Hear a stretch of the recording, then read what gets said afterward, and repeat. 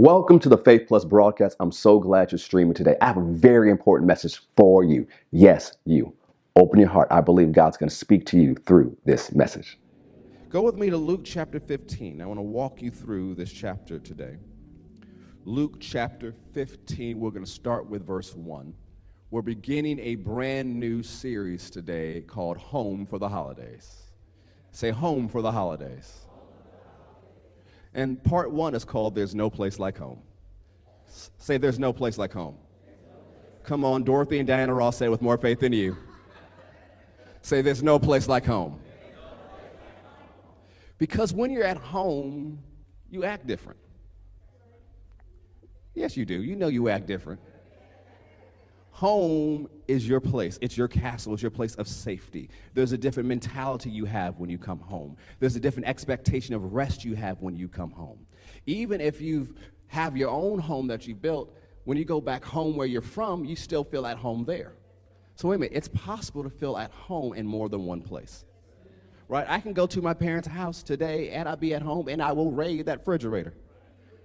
I have my own house. I got my own family. I got my own refrigerator. But when I also go home, I know it's there for me. I can go to my grandparents' house and be at home and probably have a strawberry cake waiting for me too. I'd feel at home there too. There's many people in the family who go to the house and I'd be at home. And so a lot of times we think of home, we can think of one place or maybe one part of time of your past or your history. But I want to pull out to you today that you can be in many places and still feel at home. So maybe home is not just a place, it's also a mentality, an expectation, and a feeling. Say there's no place like home. Luke 15, keep that in your mindset as we look through this entire chapter. I'm going to read it from the New Living Translation. Tax collectors and other notorious sinners often came to listen to Jesus teach. And some people say, well, why are tax collectors part of what they call notorious sinners? Well, in the Jewish mindset, the tax collectors worked for Rome. So they were Jews who worked for Rome, and in the Jewish mindset, they were considered traitors, and they weren't always that scrupulous. They could collect taxes for Rome and some taxes for themselves. And everybody in the Jewish area had to do what they said, and so they were regarded as traitors and as sinners. And nobody wanted anything to do with them. But when Jesus came along, the tax collectors and whoever was regarded as the notorious sinners of the day wanted to be near Jesus. And so I've said this before, and I'll say it again. If sinners don't want to be around you, you're not as much like Jesus as you think you are. Jesus never compromised. He lived holy, but he also lived in such love, those who were far from God wanted to be around him. So tax collectors and other notorious sinners often came to listen to Jesus teach. This made the Pharisees and teachers of religious law complain that he was associating with such sinful people, even eating with them. So let's break it down. The Pharisees, who is this? This is a religious group of scholars. Now, you see different interactions of Jesus with the Pharisees throughout the Gospels, and some are actually positive, and some are very negative. But what Jesus even said about the Pharisees, he said, do what they teach, just don't live like them. He said, what they teach is right, and you can follow that, but don't copy their example. And so they taught according to the law of that day, and majority of times they were accurate in their teaching. So were the scholars and the experts of religious law. But so they know the word, right? They're experts at it. They're scholars at it. And when they see all these sinful people coming to Jesus, and Jesus actually talking with them, and in their mindset, the biggest, so he sat down and had a meal with them, they were upset, and they would complain to others and to him. So Jesus told them this story. Who is he talking to? The Pharisees, the experts of religious law. When you study the Bible, it's very important that you understand who's doing the speaking and who the audience is. If you really want to study, pull out the most from the text, you need to understand who's doing the speaking and who he's talking to. So in this chapter, he is talking to the Pharisees. He's talking to the experts of religious law, And why is he talking to them? So you have to understand the who, the what, the when, the where, the how, and the why. Why is he talking to them? Because they're complaining that Jesus is talking and teaching sinners. So we know the who, we know the why. So let's listen to the story. So Jesus said, if a man has 100 sheep and one of them gets lost, what will he do? Won't he leave the 99 others in the wilderness and go to search for the one that is lost until he finds it? So notice the expectation, because you're in an agricultural society, there's many shepherds. They are familiar with this, that if one wanders off, they'll leave the 99 in the place where they're supposed to be, have someone watch that 99, and they will go search for the one who wandered away. But it's the expectation that the 99 stay put, right? Remember, Jesus is an expert storyteller, so you can pull so much stuff out of this. One wandered, 99, don't you follow, you stay there. You do what you're supposed to do, but somebody has to go after the one who wandered away. And he'll search for the one that is lost until he finds it. And when he has found it, he will joyfully carry it home on his shoulders.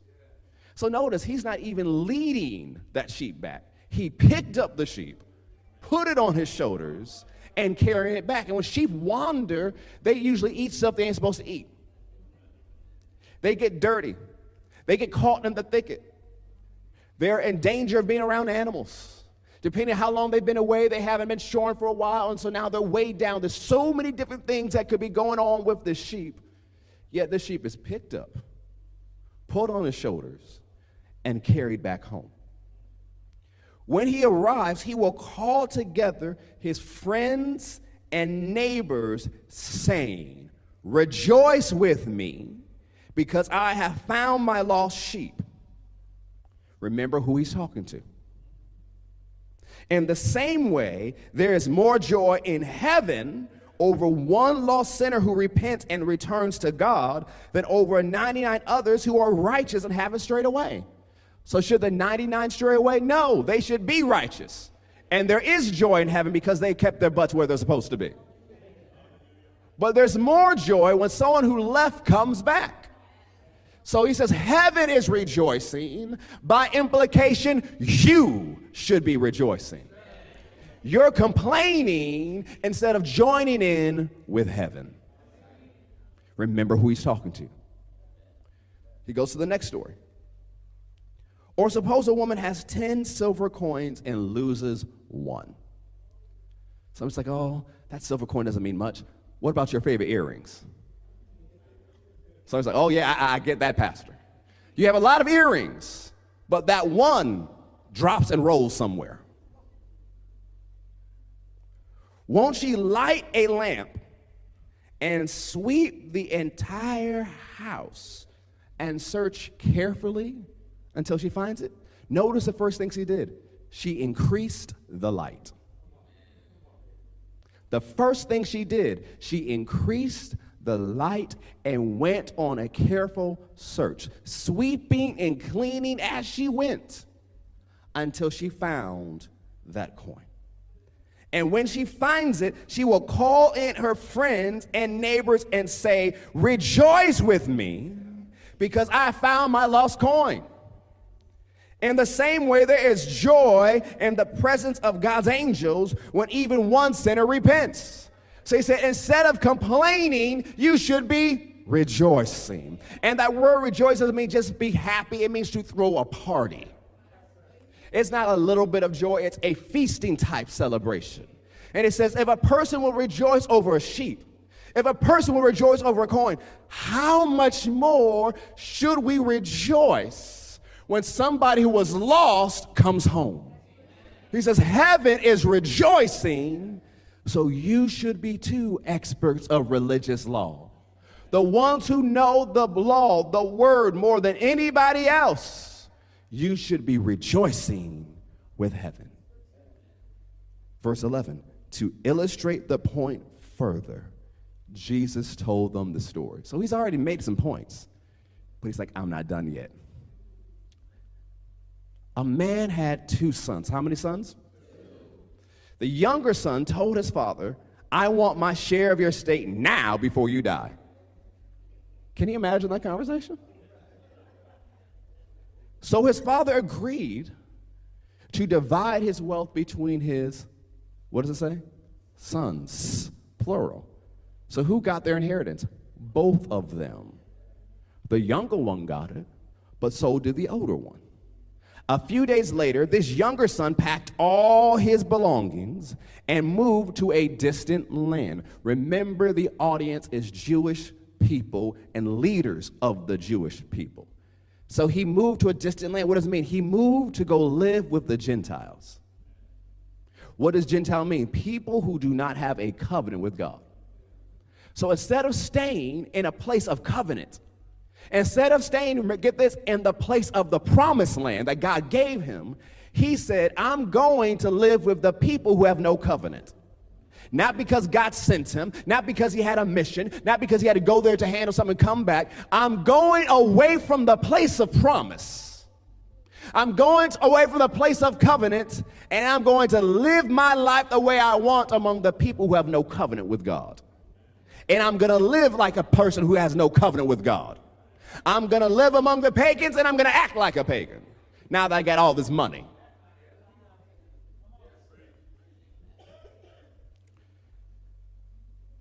And there he wasted all his money in wild living. Oh, what's wild living, Pastor? You know what wild living is. He's singing the song, I Can't Drink You Away. He was drinking all his money away. Smoking everything he can get his hands on. Going to every club, buying shots for everybody, popping bottles. VIP experience at every club. Sleeping with whoever who would sleep with him. He is living wildly.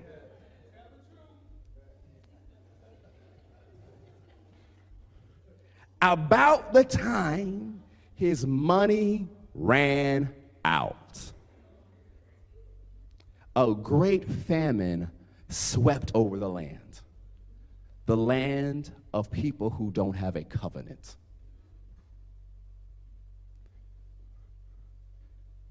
He began to starve. He has nothing and no one, and he's living outside of his covenant. He persuaded a local farmer to hire him, and the man sent him to his fields to feed the pigs. Now some say, well, at least he got a job in a famine, a time of scarcity. Remember the audience. He's not just talking to Jews, he's talking to Jewish leaders. And under the law, pigs are unclean. You're not supposed to touch it, much less eat it. Some of you love your bacon, but they didn't. Bacon was a no-no. So were pig's feet and chitlins.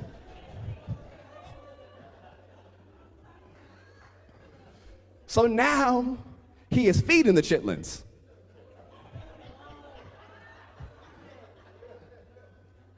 So imagine going from a son of privilege to feeding what was called unclean. And although he had this job feeding what was unclean, he was still hungry. The young man became so hungry that even the pods he was feeding the pigs looked good to him. But no one gave him anything. He wasted all this money with wild living outside of his covenant. Now he's feeding pigs. The pigs are eating better than him, and no one's giving him anything. There's no return coming to him. So it means as wild living, he never sold. He never saved. He was never a blessing. He was just wasting his money. And now there's no return from the principles of seed time and harvest. He's living outside of his covenant, so there's no blessing working on his life. And now he's living even below the Gentiles, because the Gentiles are now employing him. He's working for people who have no covenant. Not like a Joseph who's there and everything transforms and gets better. He's outside of his covenant. No one's giving him anything, and now he's starving. When he finally came to his senses, say, thank God. He said to himself, At home, say home. Even the hired servants have food enough to spare. And here I am dying of hunger. He says, at home, there's more than enough. At home, even the employees have more than enough. And I'm out here on my own in this country of no covenant, starving while I feed pigs. He said, I will go home to my father and say, notice what he said he's going to say. Father, I have sinned against both heaven and you. Notice he knew better. Because if he didn't know better, he wouldn't say, I sinned. He knew better, says, I've sinned against heaven, and I've sinned against how I've treated my father. He knew better. And I am no longer worthy of being called your son. Please take me on as a hired servant. So he returned home to his father, and while he was still a long way off, his father saw him coming. Filled with love and compassion, he ran to his son. So think about this. This isn't just any father. This is a father of wealth, a father of means, kingly.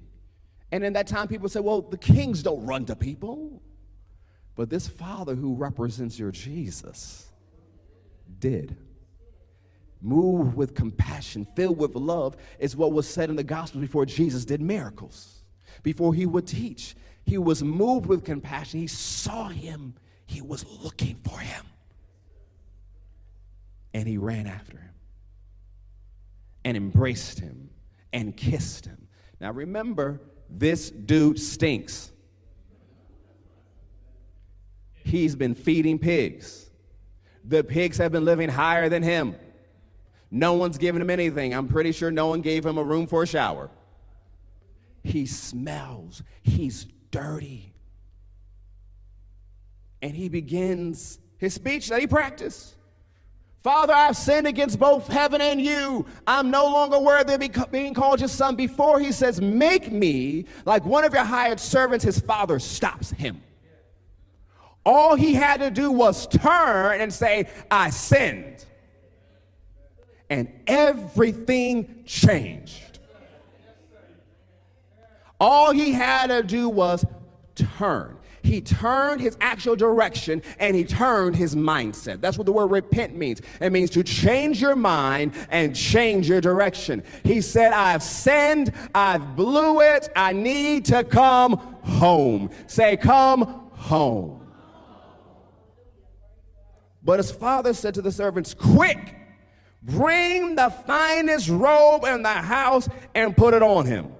Well, shouldn't you let him sit down for a few weeks before you do that?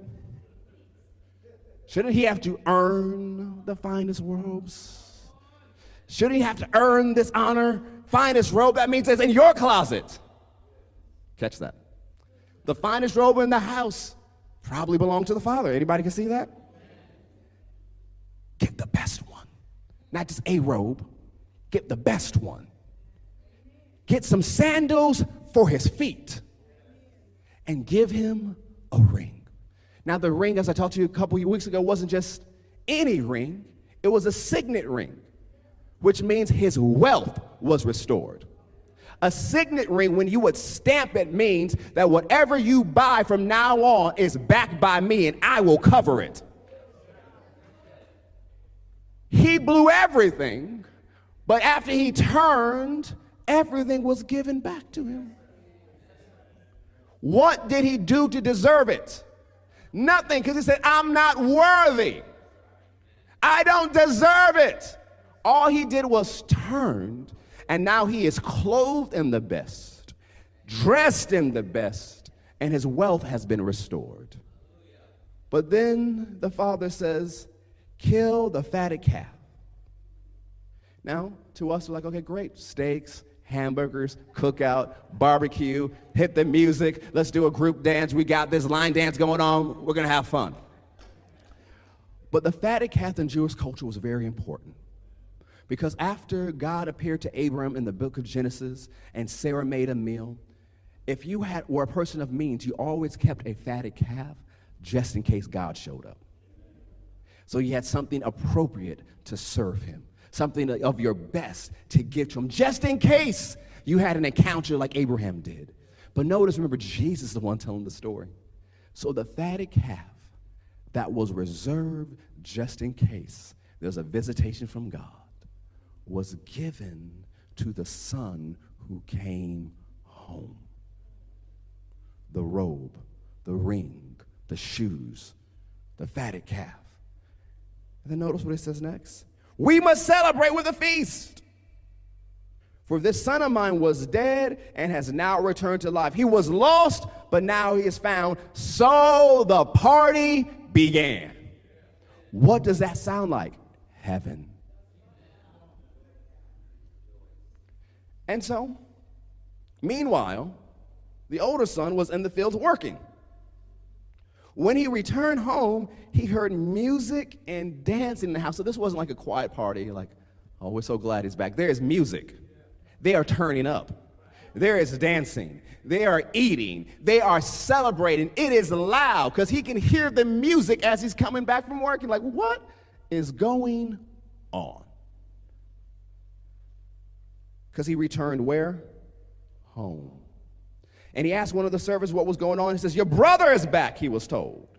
And your father has killed the fattened calf. We are celebrating because of his safe return. The older brother was angry and wouldn't go in. Where wouldn't he go in? Home. The older brother wouldn't go into his home. Who is Jesus talking to? The Pharisees, the experts of religious law. Who is the one in the story who has turned? The tax collectors, the sinners. They're the younger brother. They've turned. But now the Pharisees are standing outside of home, refusing to go into the home because of who's in the home. His father came out and begged him. And Jesus, the perfect manifestation of the Father. Notice what he's saying to these Pharisees. He's begging them. But he replied, all these years I've slaved for you. Notice that. All these years I've what? The mindset of the older brother here. I haven't just worked hard. I've slaved for you. Although he was at home, he wasn't living like he was at home. I need you to get this. Although he was living at home, he wasn't living like he was at home. His mentality is, I'm a slave. Although everything is his, he has his inheritance, doesn't he? He's living in a house of provision, a house of wealth. His mindset is not that I have this inheritance